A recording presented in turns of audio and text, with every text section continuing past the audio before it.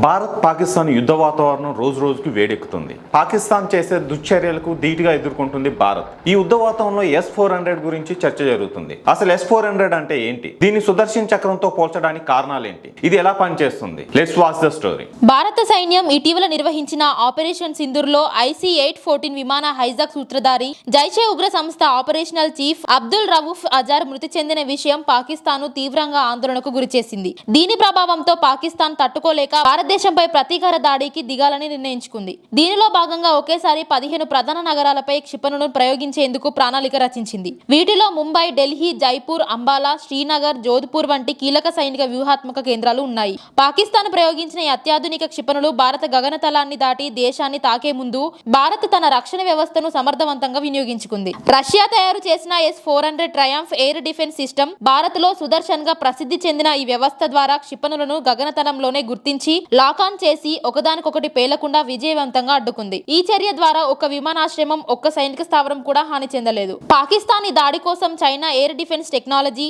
Target network planning ఆధారంగా వ్యవహరించింది. కానీ భారత్ వినియోగించిన S-400 టెక్నాలజీ ముందు చైనా టెక్నాలజీ నిలవలేకపోయింది. పాకిస్తాన్ ప్రయోగించిన క్షిపణులలో 90% వరకు తైవాన్, చైనా ఉత్పత్తులే.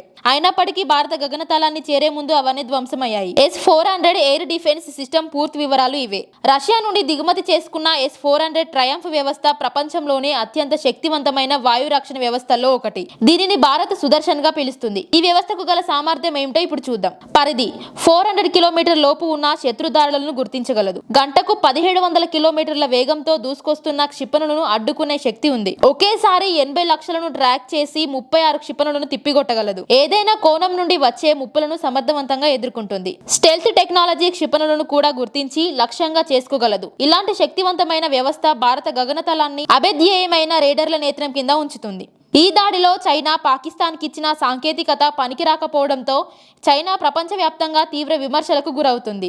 భారత్ ఒకదానికొకటి పేలకుండా అన్ని క్షిపణులను గగనతలంలోనే అడ్డుకోవడం చైనాకు ఒక బలమైన రాజకీయ, సైనిక మెసేజ్ అందించింది. ఇప్పుడు పాక్ మిత్రునిగా వ్యవహరిస్తున్న చైనా తన ఆయుధ సాంకేతికపై మళ్లీ ఆత్మపరిశీలన చేయాల్సిన పరిస్థితి ఏర్పడింది.